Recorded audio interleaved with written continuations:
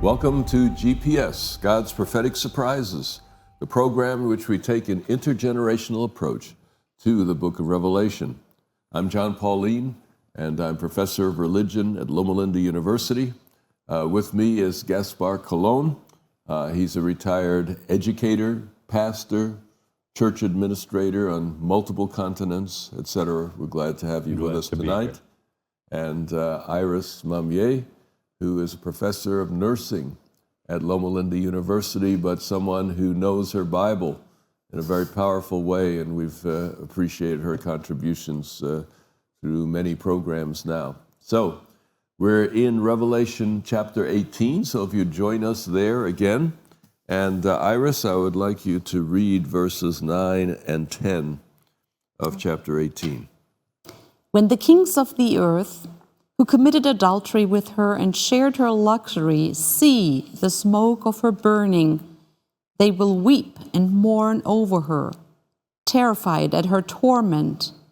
They will stand far off and cry, "Woe, woe to you, great city, you mighty city of Babylon!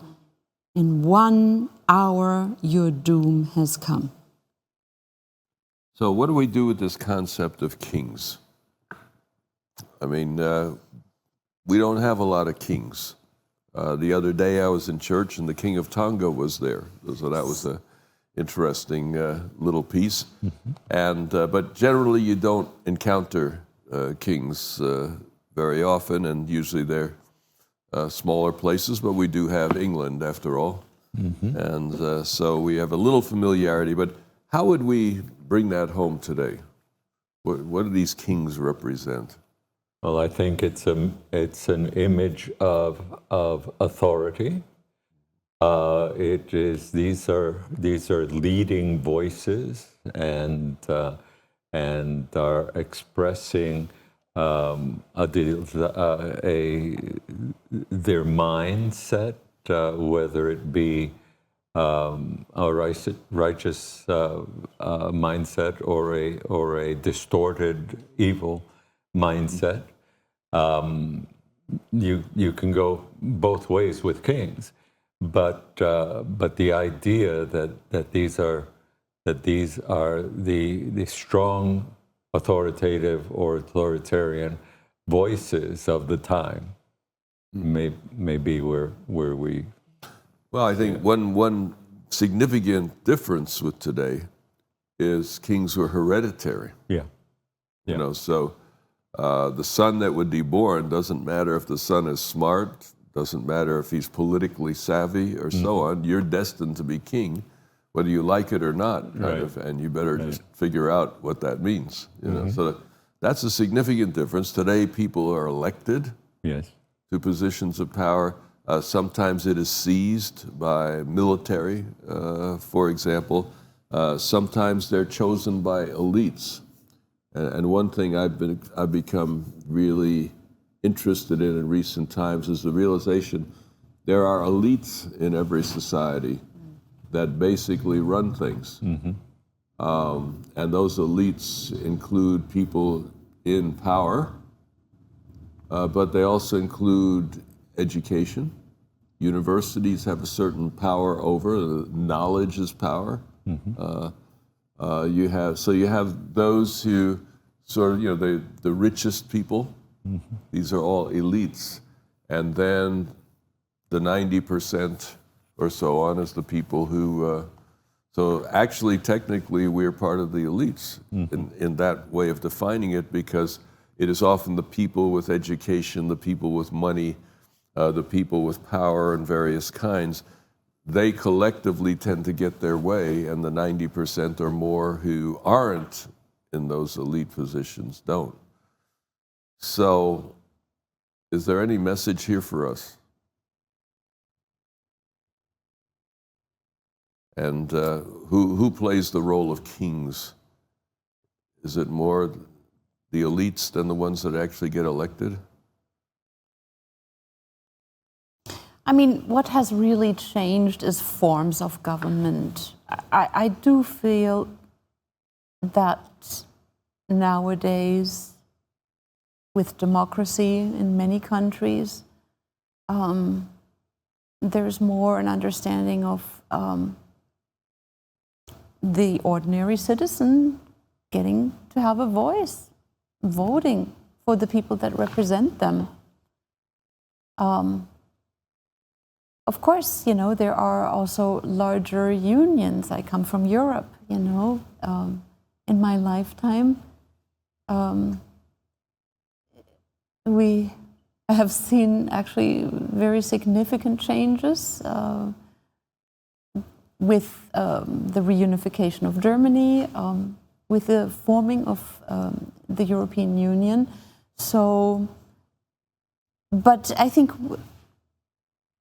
what is true then and today is that we need some forms of government. We need some forms of finding a we. Mm-hmm. And finding trustworthy people to represent us and to do the right thing. And this is often a struggle, but certainly there are powers. There are sometimes, no matter what we call it, whether it's NATO, European Union, whatever.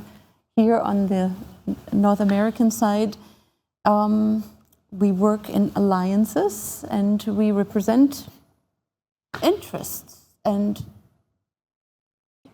we have to come to terms with the tensions and the different interests. Yeah. When you consider these powers, whichever they are, the fact is that they are married already to a particular, maybe cultural or mindset.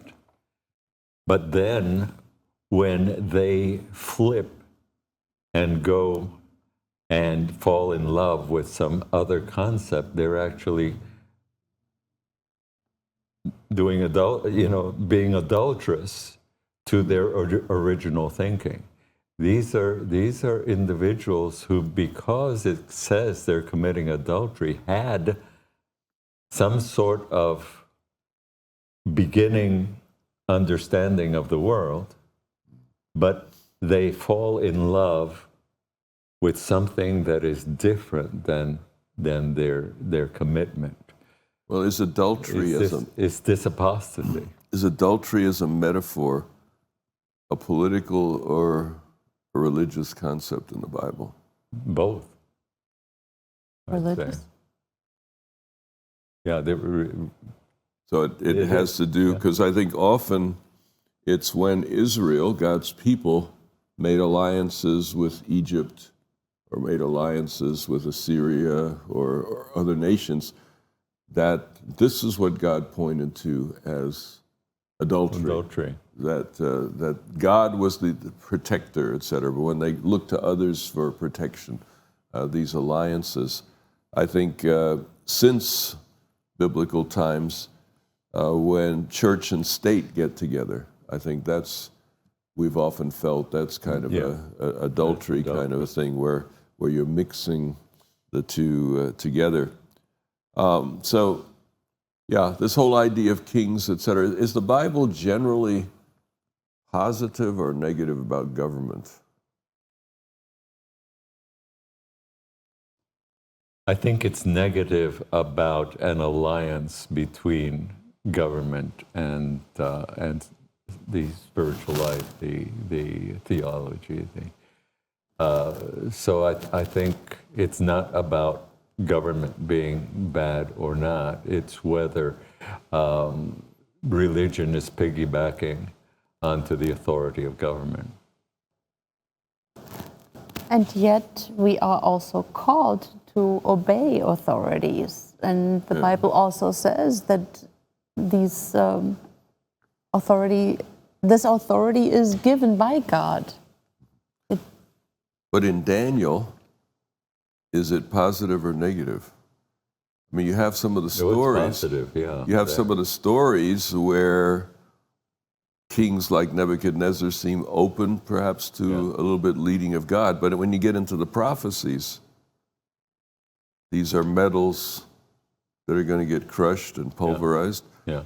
These are beasts that are carnivorous and angry and nasty and stuff like that, and that they will be judged at the end. So human government, to the degree that it denies God as the primary governor, is generally seen negatively, I think, in Scripture. But you're right. It does suggest, Paul suggests that, pray for those in power. So we live in a little bit of a tension there as Christians. We pray for those in power, at the same time we don't trust them. Yeah. And I think what some of these beastly powers do is basically declare independence of God. It's kind of the Babylonian way, right? Yeah. Let's make sure that, and build a tower, elevate self. We have no need for God, So if a system is built on defying the Creator God and saying, we don't need you, we're better than you, I think that's when it gets very dangerous. All right, so given how things turned out, why do you think the kings ever pledged allegiance to Babylon? I mean, it clearly was a disaster of a decision. And it doesn't last long. I mean, this whole alliance doesn't last very long at all. Why would the kings of the earth, independent for all the millennia of human history, why would they suddenly sell out to false religion?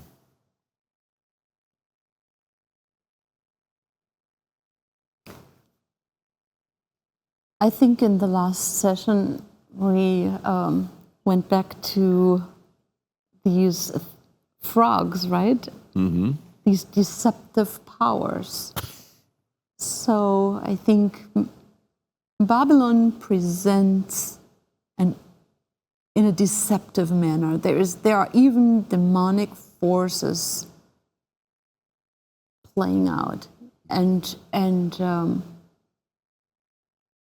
the beast and the dragon together with Babylon exercising force. So that's kind of a magnetic type of effect, and the other is this luring of luxury, of money, power, all these things that matter so much in this world. Yeah, the tinsel of the that the beast portrays attracts them, but when you come down to it, there's the substance behind that tinsel is not worth where it takes you. Yeah, so we mentioned like sin spoils tomorrow. Yeah. But back to chapter 17, verse 2. Yeah. It says, with her the kings of the earth committed adultery, and the inhabitants of the earth were intoxicated with the wine of her adulteries. Yeah. So that gives two reasons. Number one is adultery. When people abandon a marriage in that way, why do they do that? It's because they think my life will be better. Yeah. This secretary or this boss is going to be a better companion for me than the one I'm stuck with, or whatever the thinking is. So when the kings of the earth join Babylon, they're hoping to improve things for themselves. People in the earth, though, they're just confused. They're drunk. Yeah. So drunkenness is a metaphor for the confusion.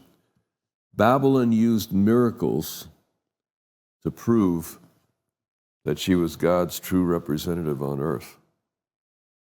So Babylon is deceiving them. They're thinking, whatever happens in the last days, they are thinking that this religious perspective is truly from God. Look at these miracles. Look at the signs. Look at the evidence, you see. And so they believe that when calamities come, that true faith will save them. So they put in with Babylon thinking this is going to save the world from destruction. You know, we've got to get God back on our side. So it's a well-meaning in some sense.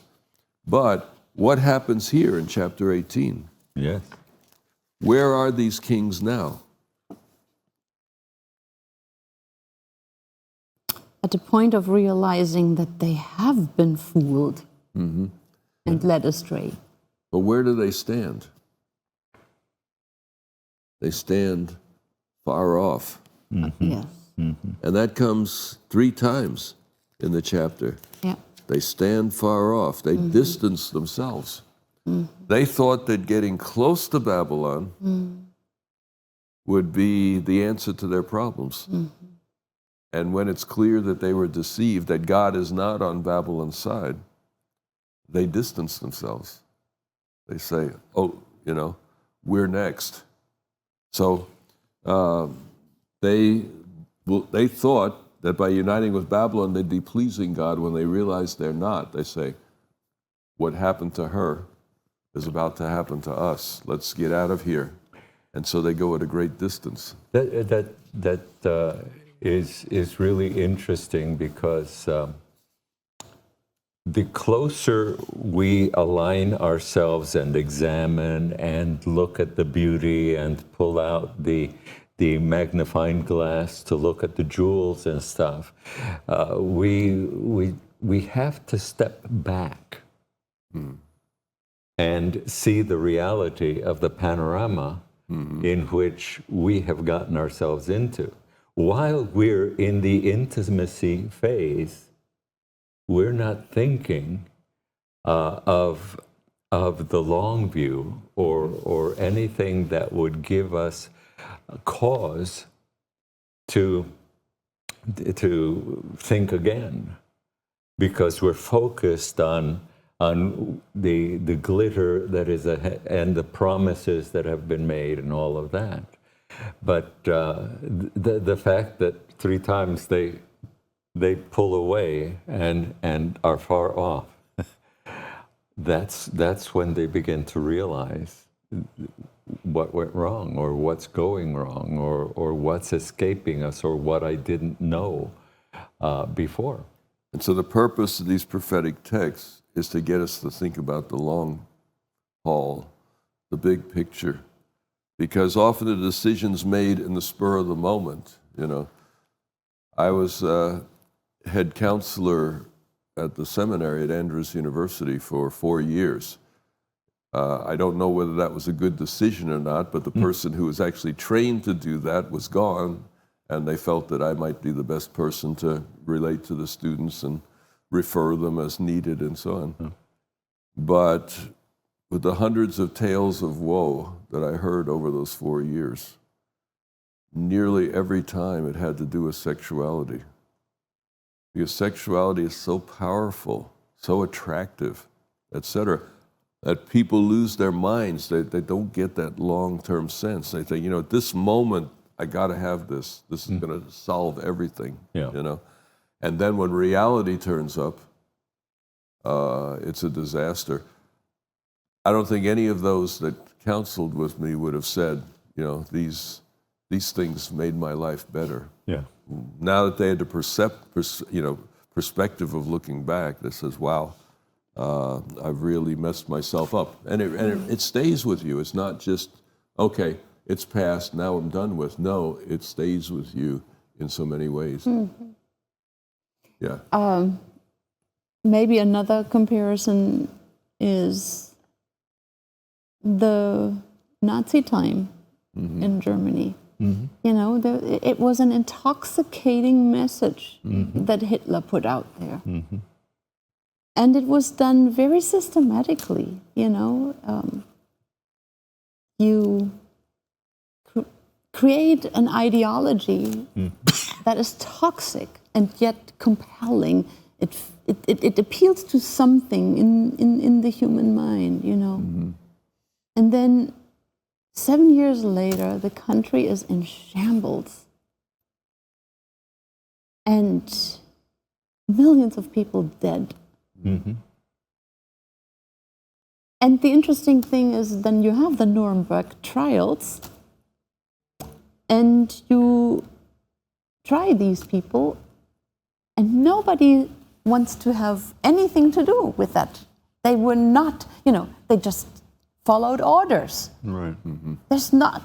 There is this distancing that you pointed out. It is, well, that's beautiful, you know, this is, you know, same thing after in '89, East Germany. Oh yes. You know, the wall came down. You know, and all of a sudden, there are very few communists still to be found. You know, but you wonder, of course, who carried that regime for such a long time.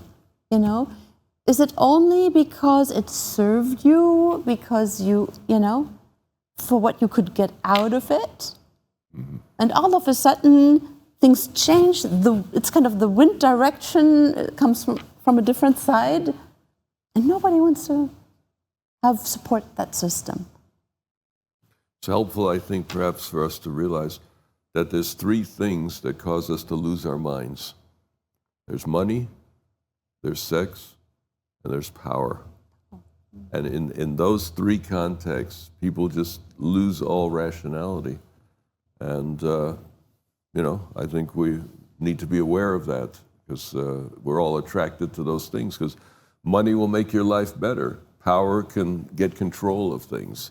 Sexuality is the dream that I can have a better relationships. And those are the three characteristics that are most palpable in the image of Babylon. Yeah, very much so. Yeah. So those three are emphasized in these prophecies.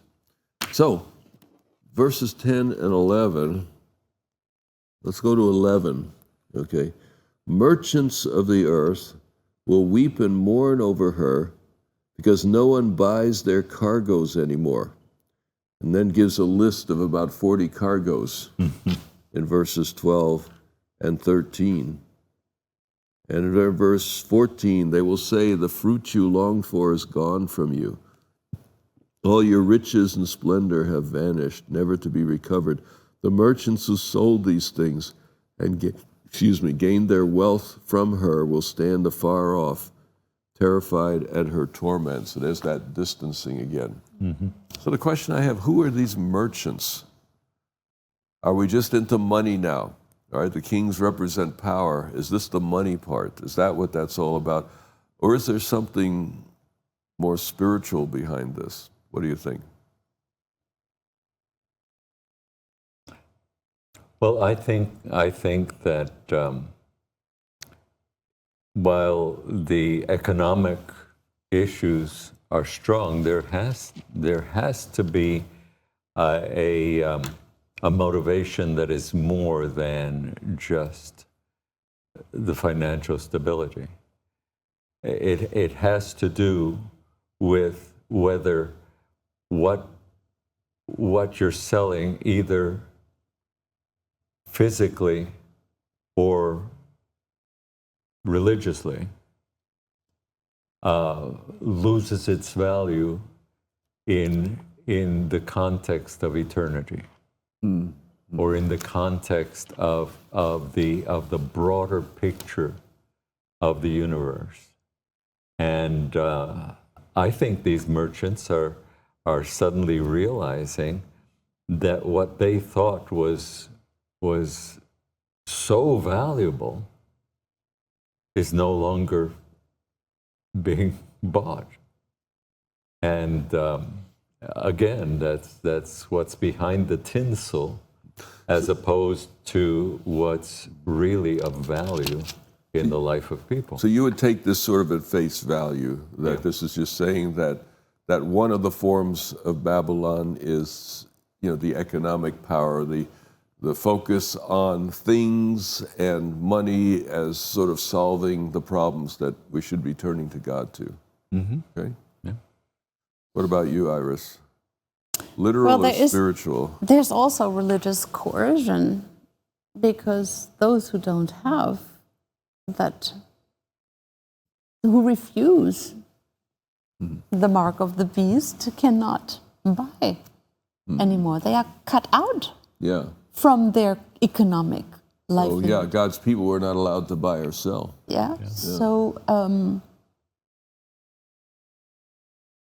and I think it's really both. If